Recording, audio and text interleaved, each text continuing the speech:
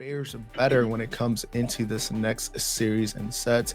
But going into Indecisive and North American Rejects, today we've seen a lot of different things, but one thing that stood out is the Quang and the Rampage. We've kind of seen it throughout the Fangbooth, these two heroes just kind of being the forefront of the teams as they go inside.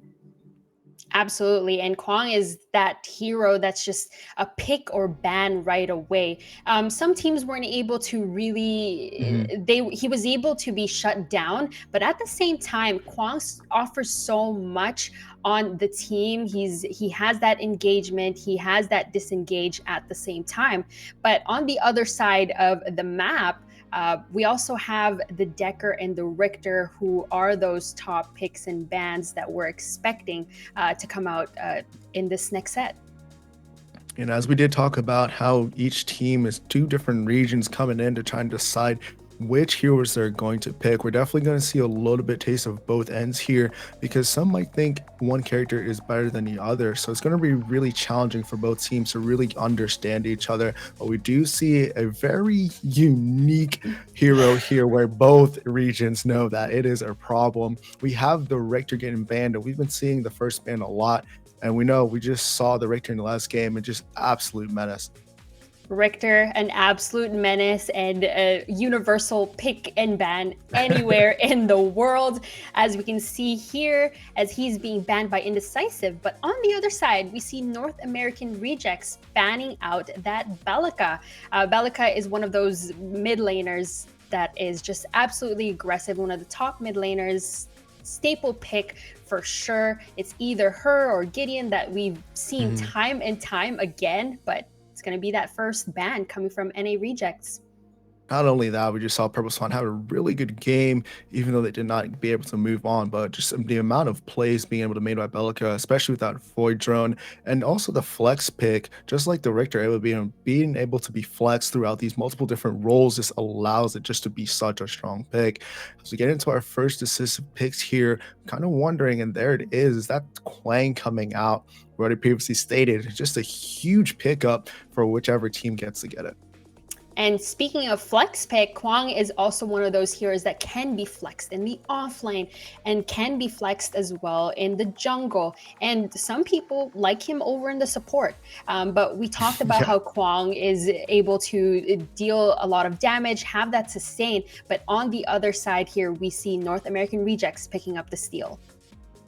And that's a kind of a staple of North America, right? Able just to try and get those big front lines in, like, kind of out there already, picking up that steal. They kind of don't want to get bottlenecked into not having a front line, because with the next round of picks, they can pick up that Rdawggg and just kind of negate the front line that they need into this team comp. Steal's a good pick, able to also be flexed into multiple different roles, into the jungle, off lane, or even support. So definitely going to have to wait to see the rest of the strat to see what they really get out here, and especially see what they're trying to kind of get together with this duo pick, as we see the Decker coming out, so kind of canceling out that support role. Decker, one of those staple supports that we talked about. She has been time and time again a pick or a ban. She has that ability to initiate team fights, but also help peel for her carry. So in the hands of Crazzyfool, she's going to definitely be a menace and will be super annoying for Indecisive to handle. But going back to that steal, we don't know if he's going to be in the hands of Tekken Kid or if he's going to go in the jungle. Time and time again, we've seen those flex picks, but I guess at the same time, Decker can also be a flex pick as well. We've seen Decker over on the mid lane and played as a mage there.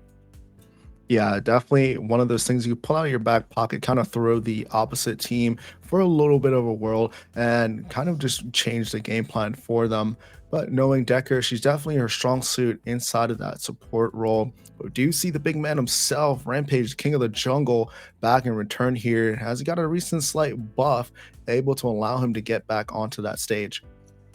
Absolutely. You've got the Rumble that's just recently buffed in that most recent patch. And Hmm. Rampage also has been seen time and time again in these drafts, whether it be the ban or the pick here in these sets. So definitely we're seeing him over on the jungle. So that leaves Kwang being picked up by Morose here, as Rampage will be picked up by Nyzah.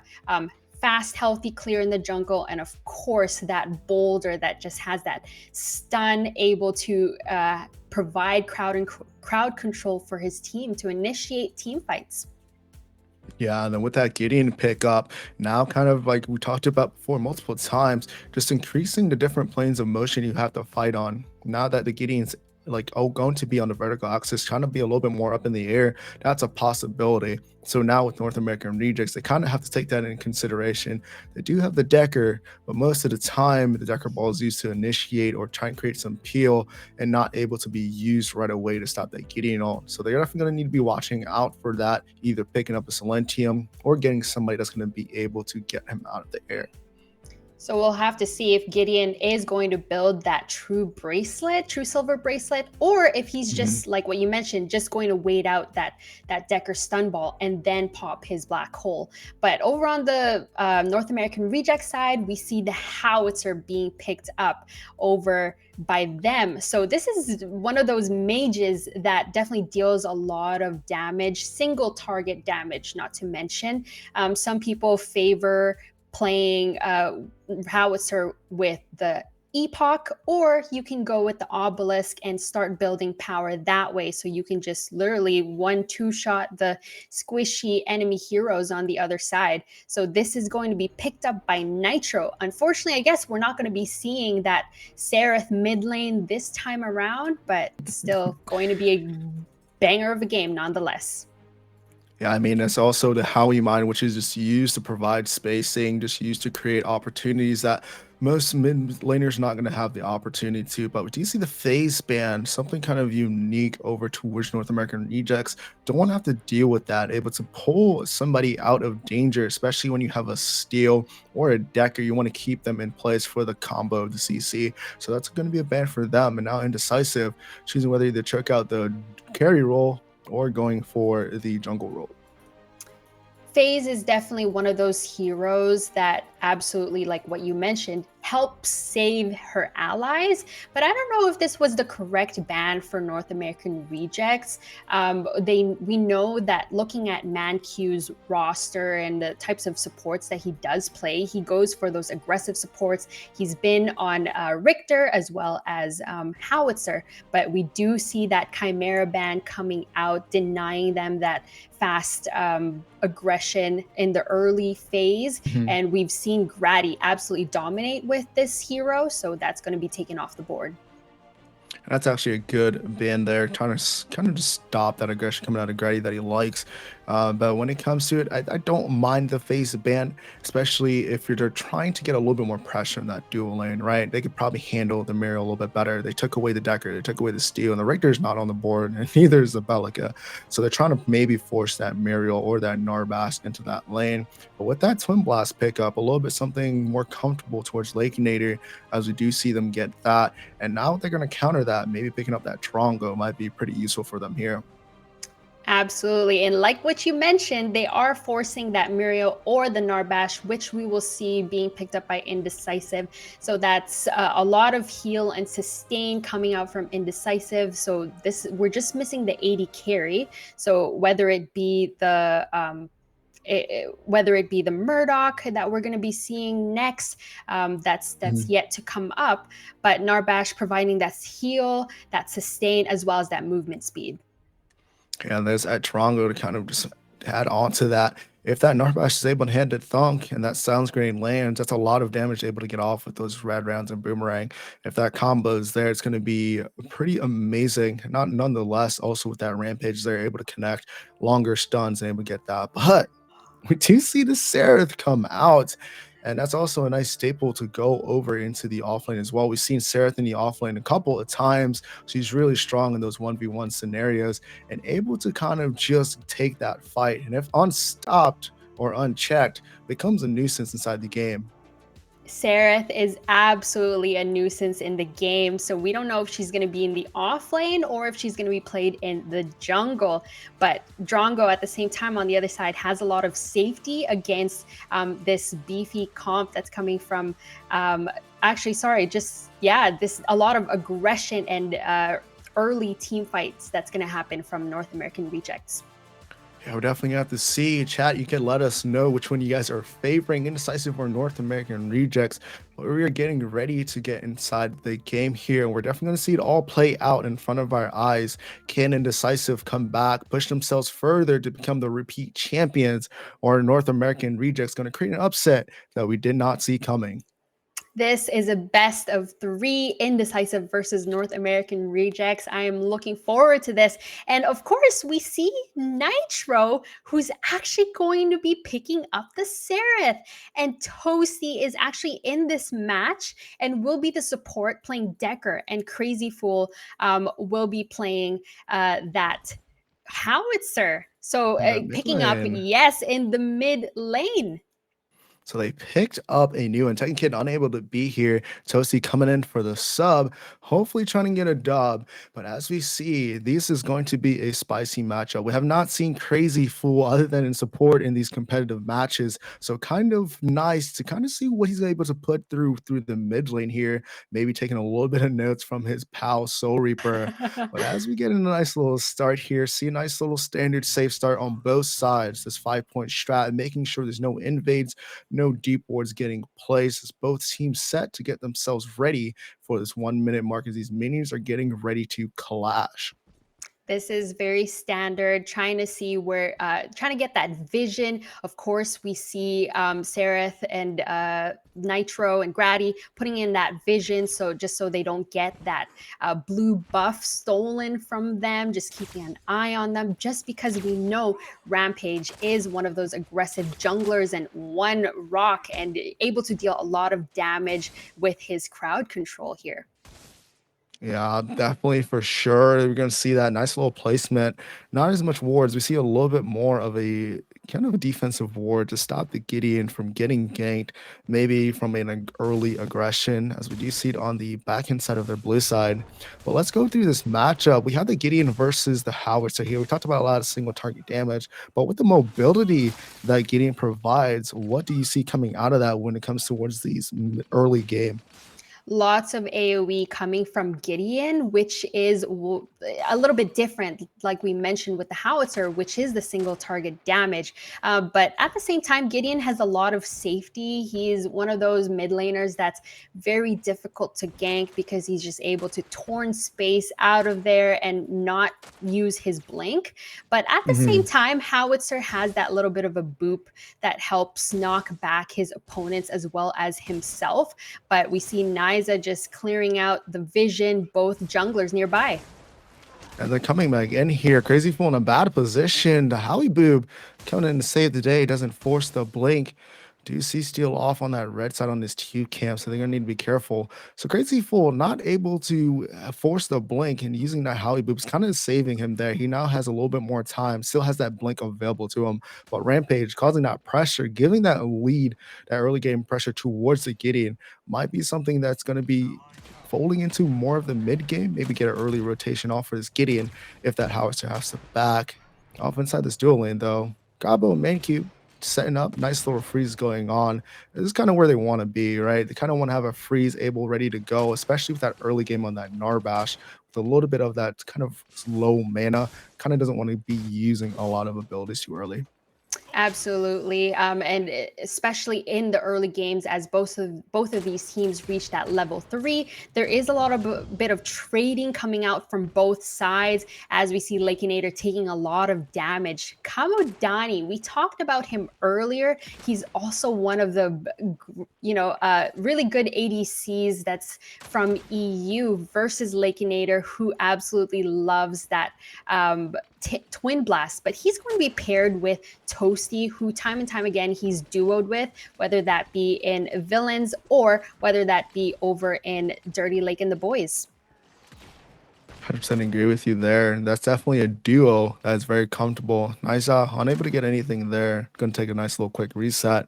Let's talk about these junglers a little bit here. We know the Rampage has that nice stun on his CC when it comes to his rock, but when it comes to the steel, this man is just full of just concrete CC. Pretty much every single one of his abilities, able to apply some form of it, either soft or hard CC. And it's just a nuisance once he hits level 6.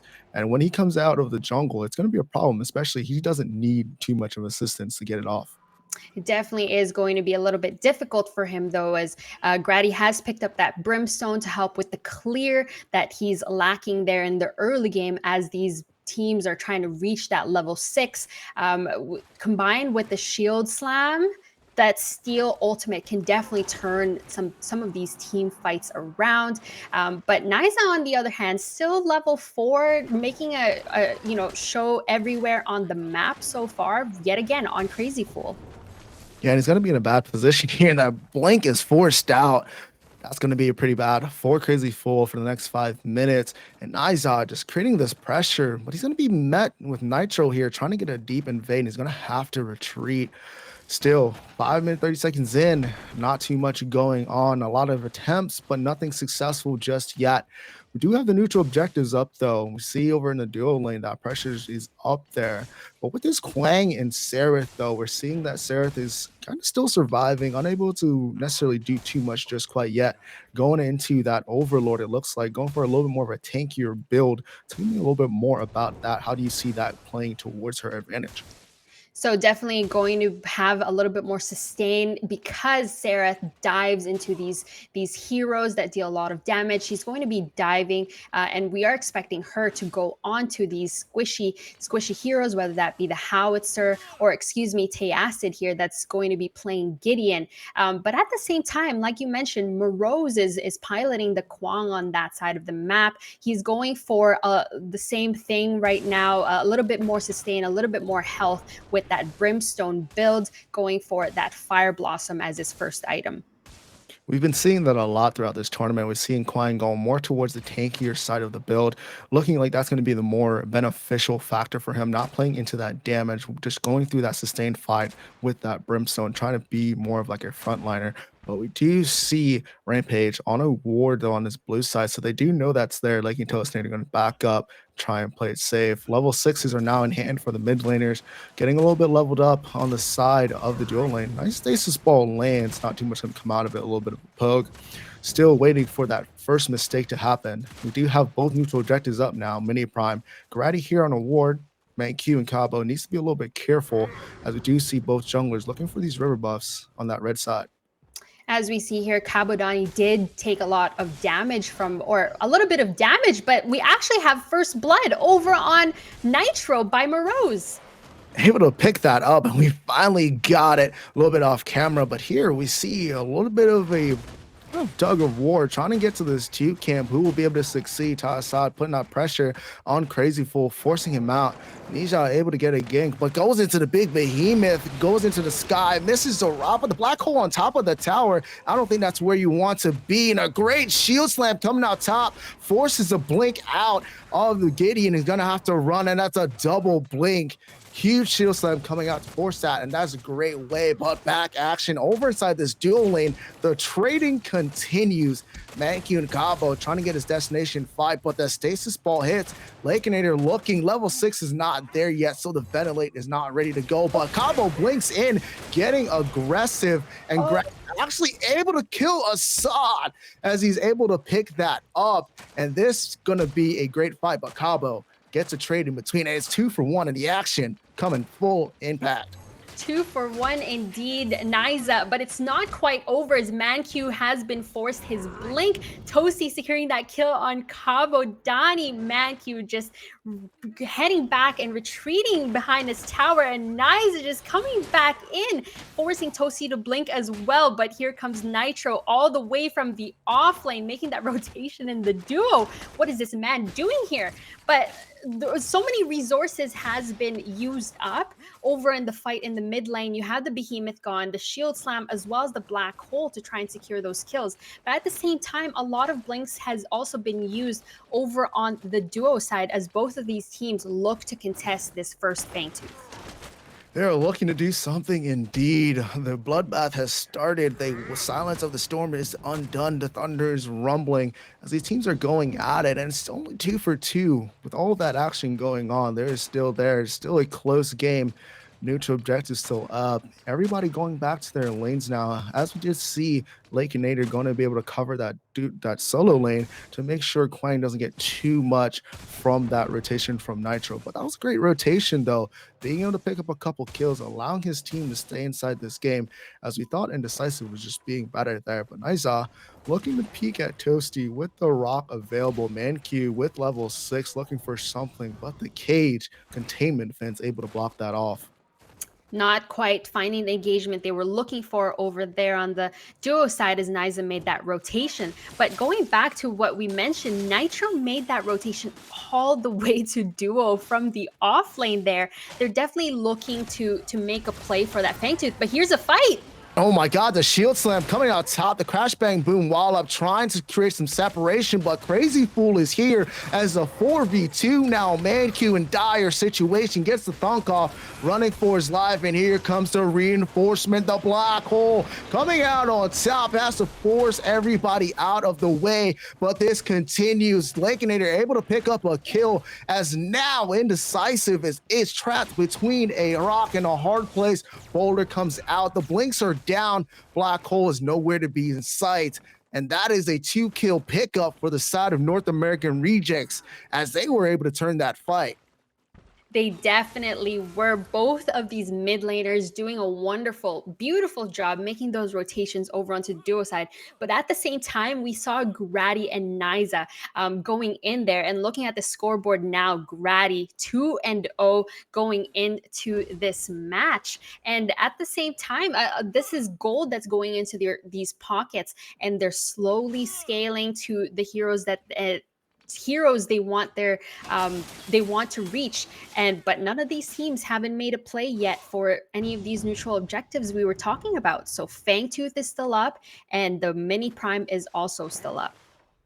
Indeed they are. As you see, Nyzah again hits the boulder, putting Nitro in a bad position, has to force the retreat out. These neutral objectives still up, but Morose getting aggressive, trying to poke out, but unable to get too much there as Nitro is still alive. Do you see Nyzah though on the opponent's blue side, maybe looking for a potential gank, but they're going to be able to sit here, wait out a little bit. Sarah still might be able to be clean here, and the boulder lands with the tether knock up, and there it is, the pickup and clean. But with them showing on that side of the map, that might be a T1 for them going down. Definitely. We see also Gratty trying to make that rotation and respond as he made that rotation over on the T1 there. Unfortunately, they did lose Nitro, but it's not quite over. Gratty, you are by yourself. Morose now looking at 3-0. This offlaner that we mentioned has those aggressive plays that we were talking about and is able to do whatever he can. And when you're putting gold in his pocket, he's able to scale and get ahead and become the monster here. But here's an ultimate. Yeah, the crash bang boom tower dive as Cabo able to pick up the kill, and things are turning towards Indecisive's favor as they're picking up kills left and right. Man, these guys are going after it, understanding that Toasty back there, no mana on Lakenator, force that kill out. And now this is the advantage they might need to have to go towards this Fangtooth as we see Nyzah there.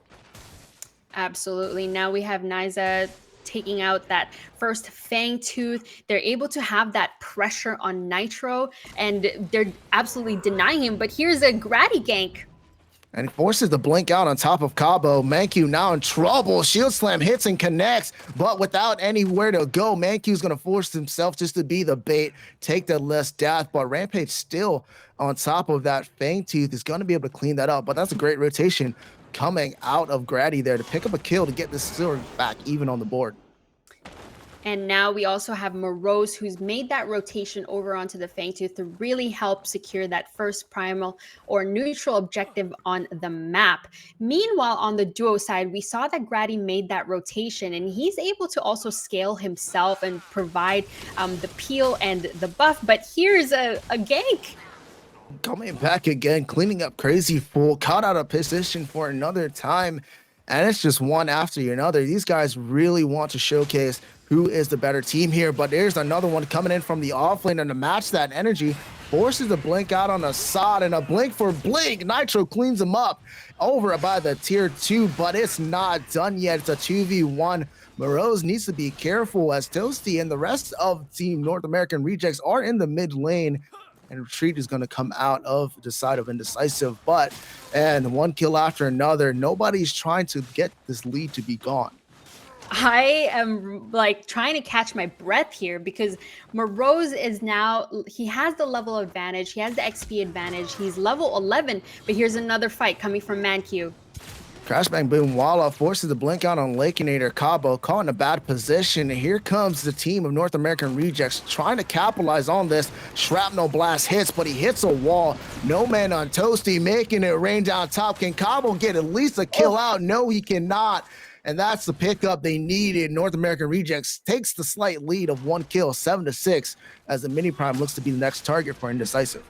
Cabo just unfortunately separated from his support there and was just left alone. Toasty and Crazzyfool making that rotation and absolutely taking down that ADC from Indecisive. Now we have Morose and Nyzah on this Mini Prime, but Nitro is in the vicinity trying to contest. Meanwhile, we have a kill over in the mid lane.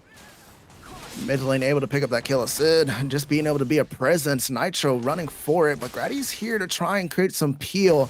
They have that pressure. In the meantime, though, North American Rejects able to pick up that T1 tower over on the duo lane.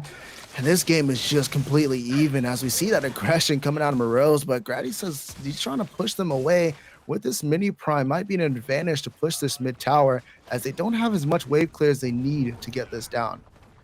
They absolutely don't. Nyzah has that Mini Prime buff now, and they're dealing that much pressure over in this T1. They want to open up the map as they make these rotations everywhere. We have 4 members of Indecisive looking at this T1 of North American Rejects. 3 people just doing their best to defend it. Meanwhile, you have the AD carries that are left alone by themselves. But there's another fight.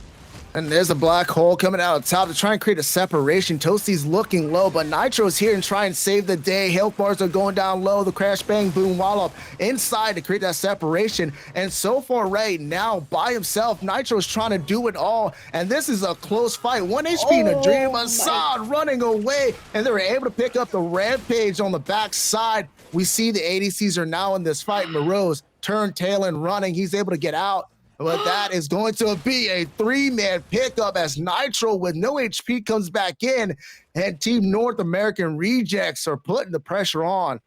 3 kills for the North American team. They take out the jungler, they take out the support, and they take out Asad Al-Habibi.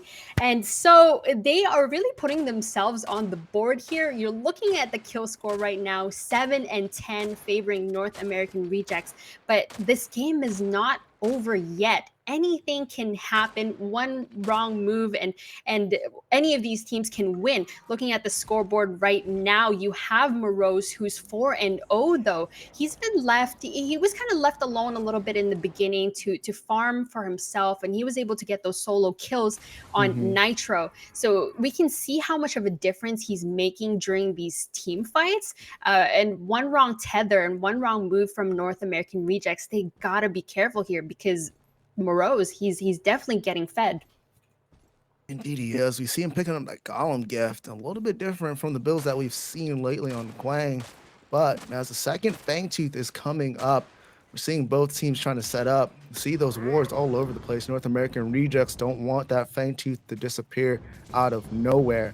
As we see teams Nitro able to rotate over, this looks like another 5v5 battle coming on ahead. It definitely is, because we have Nitro rotating all the way from the off lane, and they're looking at this duo lane because we have this second Fangtooth that is spawning. We are almost 19 minutes in. There's gonna be a fight here.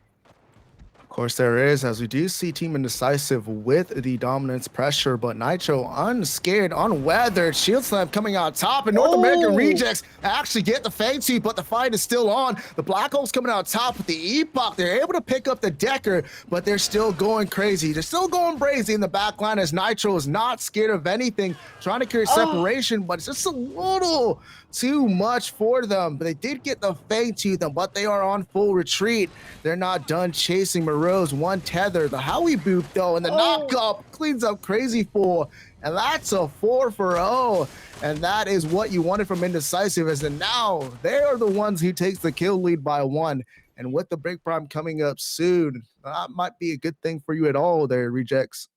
4 kills against North American Rejects. Unfortunately, that Fangtooth fight did not go the way that they wanted. There was so much sustain coming from ManQ, the heal, but they just took out Gratty. He just overstayed there for far too long trying to defend his T2. But like I was mentioning, there's so much sustain coming from ManQ. He has the movement speed, that Song of My People, to help his team get to where they need to go and help chase down the enemies.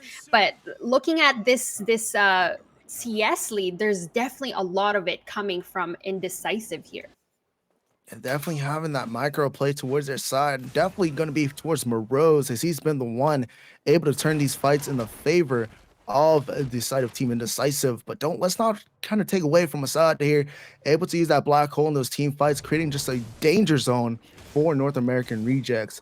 But this game is still close. As you look towards the prime, it's getting lit up. Lakenator caught in a bad position here. He's getting ran down by ManQ and Cabo, and it forces the blink. Cabo getting aggressive, going towards, just trying to get that Rdawggg, and there it is. They pick up Lakenator on the opposite side of the map. And that's a kill they wanted to pick up, as they now have the advantage if they're looking towards anything big here. Taking out the squishy target there, the squishy ADC, but it's not over, because we have Nyzah, who's still trying to catch out some of these members of North American Rejects. And this is Nyzah diving that tower, unable to get anything out, but Cabo coming in with that Vanquisher, able to clean up Toasty. 2 members down for the side of North American Rejects, as Indecisive are now trying to take this game over, picking up 2 big kills as they look towards this big prime. And with Gratty still up, though, it is still a risk to try and force this out. Now we have this big prime up, the Ore Prime. We're 20 minutes past 20 minutes in this game, 14 and 10, with more kills in the side of Indecisive. But Efsixx, there's going to be another fight. And Gratty get caught out in a bad position, has to force a shield slam, narrowly escaping, but he's still to get killed by Cabo. Nitro on the back line with a lot of low health bars. Not going to be enough, though, as he's going to be instantly deleted as he tries to get in there. And that is 3 members down for the side of North American Rejects. And man, Indecisive able to clean that up. It was looking a little bit close, but they still got them off of the prime. But can they still do this? I mean, with that healing coming in from Narbas, they should be able to. They definitely should be able to. You also have Morose making that rotation. We have 5 members of Indecisive on this Ore Prime. They do have to be careful here, as their health bars are still low, and if North American Rejects make that rotation to try and steal this, but alas, it's not enough, as the Ore Prime, with that damage bonus, the movement speed, as well as that regen, gets secured by Indecisive. What will they do here? We'll have to find out, as this is a scary team that NA Rejects are facing. Definitely a scary team indeed. And with that Ore Prime buff, gonna have that advantage for that third Fangtooth fight. Still not the primordial blaze that we are looking for, but nonetheless, a permanent buff towards your team is something that you want, and the extra gold. But with this pressure they're able to apply here, what are we going to be looking from Indecisive to do? But wait a second here. Toasty getting caught out, possibly here if that rock lands, unable to. Actually goes in for the black hole, and it's going to force the blink out of Toasty. A lot of resources, and they're going to have to be careful on the side of North American Rejects.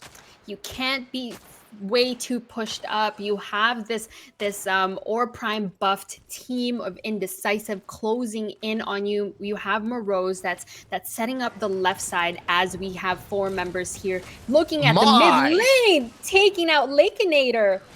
And there he goes down, and 1 member already down for North American Rejects, and Gratty getting called out as well. And as Indecisive is creating this pressure, they are non-stop. Gas pedal fully locked as they push towards the black line. Nyzah able to take down the howitzer. 1 member left, and this is going to be Toasty. Seraph inside, as they do have the minion wave as they pressure out this core. and it's looking dire for the team of North American Rejects. And ladies and gentlemen, that looks like to be GG's.